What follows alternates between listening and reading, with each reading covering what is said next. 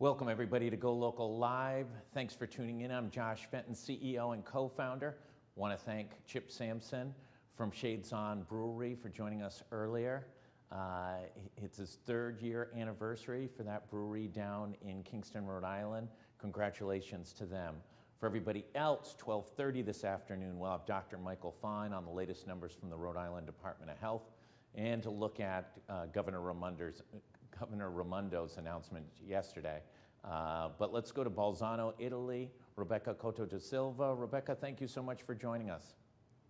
Thanks as always for having me.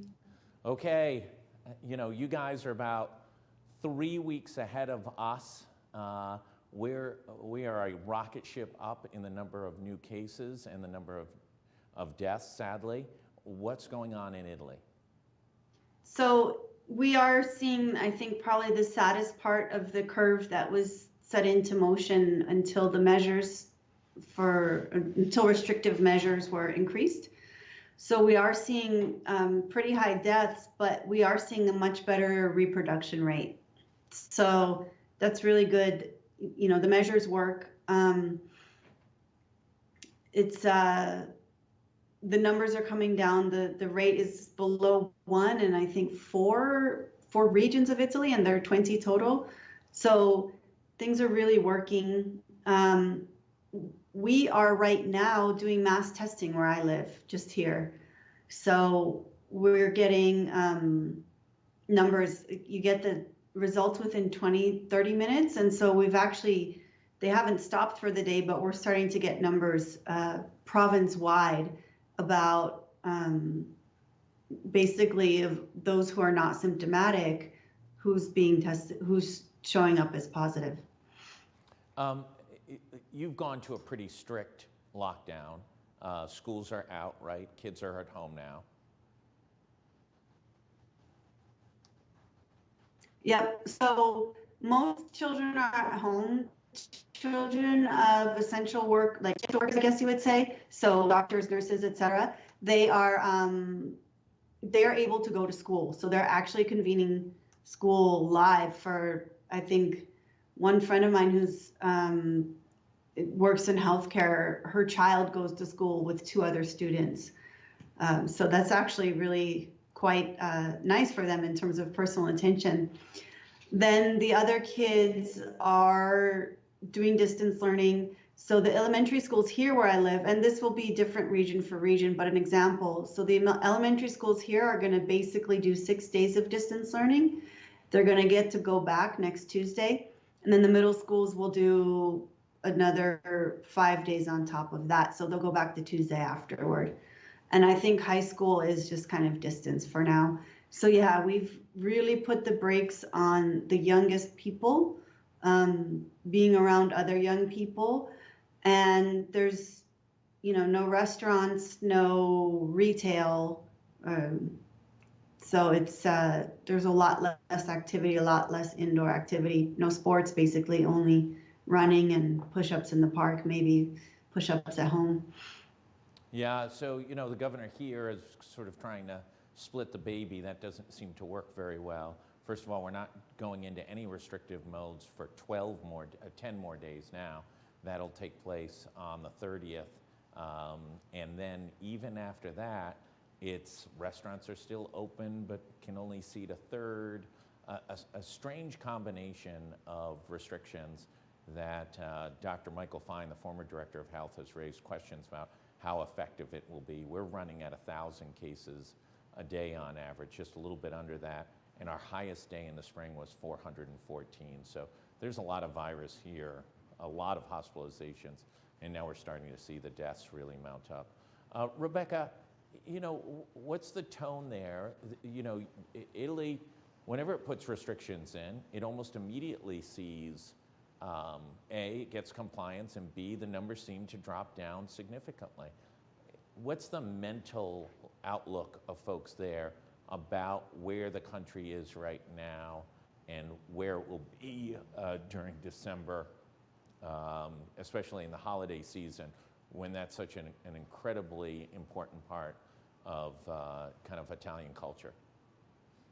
Yeah, so they basically what's being thrown around now is this idea that there's going to be 10 days available for holiday shopping.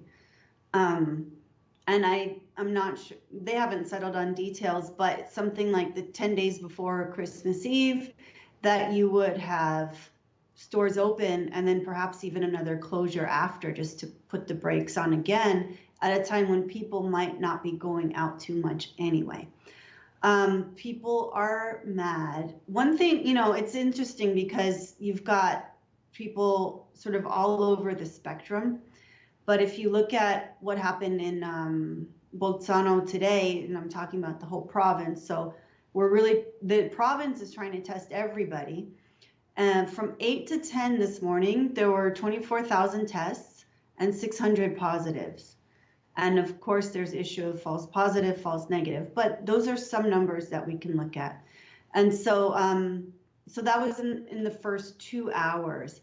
And I think that these numbers might serve as a check to some people who are, just very upset about their freedoms. Like, hey, in 2 hours, we found 600 people who might have been otherwise spreading the virus, perhaps not because we're all at home, but even despite the fact that we've been locked down for a bit, there are still 600 people, right, Yeah. who test positive in the nose. And that's something that it seems like it might happen in the more initial stages of the infection. So it's one of those things that it's like, to me, I think that these numbers, the more accurate they are, the better. But even if they're just okay, they're a decent reality check of like, hey, look, you've got 600 people. You're not allowed to go to this screening if you have symptoms. So you've got 600 people feeling healthy that they caught not caught, but they did these tests, and in 2 hours we saw 600 people who now should be in isolation. That said, people are, there's a group of people that are scared, and there are a lot of people who are just done with having the government tell them how to live and tell them they have to close their stores. And I think it's fallen especially hard on industries that took a lot of precautions. I mean, you've got restaurants where the idea was you can go in and as soon as you're seated, you take off the mask, right? And it's like, plexiglass, nothing. Okay, there was plexiglass at the beginning. But then you've got stores that, like, you go shopping and you're not allowed to try on a shirt. Right. You can only try on things from the waist down. They don't want the mask coming off even in the dressing room. You've got hairdressers who are very diligent about taking their precautions, and people and industries that have invested a lot of money in precautions that then got shut down anyway. So I think that there's a lot of anger, and you see the riots on TV. They're not as much now, but if you were to go looking for videos, you'd find them. People are still very upset. There was some regions just recently got put into the red zone. Like, we started in yellow and then we got put into the red zone. So in some of those regions where the local authorities had just followed the national law, there were protests the night before the measures were going to take place. And the protests have been, I think you've probably seen on TV the type of Absolutely. Molotov cocktail protests. So Yeah. Rebecca, 24,000 tests in a day. First of all, Balzano should take over the testing program here in Rhode Island, because we haven't gotten 24,000 tests done in an entire day once in the course of 9 months now. But 600 new cases, that's about a little less than 2.5% off the top of my head. Infection rate, that's not insignificant. And that's doing massive asymptomatic testing. That's the strategy. The problem here in the United States is we've been incapable as a country, and especially here in Rhode Island, of getting a comprehensive, consistent testing program. One day we'll do 1,800, 18,000, which is great. A significant portion of those are over at the colleges and universities. And the next day we'll do 6,000 tests. There's no consistency here. I think we should fly some of your medical experts over to Rhode Island to help out in designing a better mousetrap.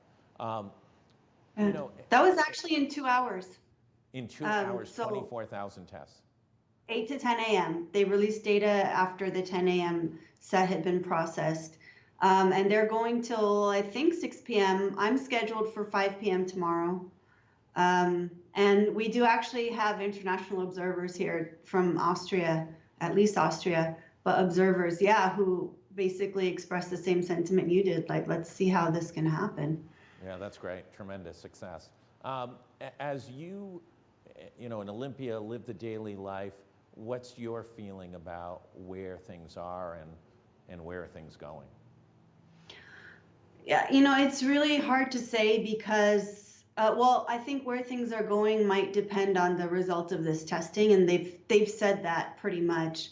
Um, where things are, I believe, was pretty disorganized at first. One of the things that I think is really hard for a politician in terms of coronavirus is that you don't see the sad part until, let's say, about starting 3 weeks after the infection, because it takes about 2 weeks to develop symptoms and then another week to say, oh, maybe I should go to the hospital for these symptoms.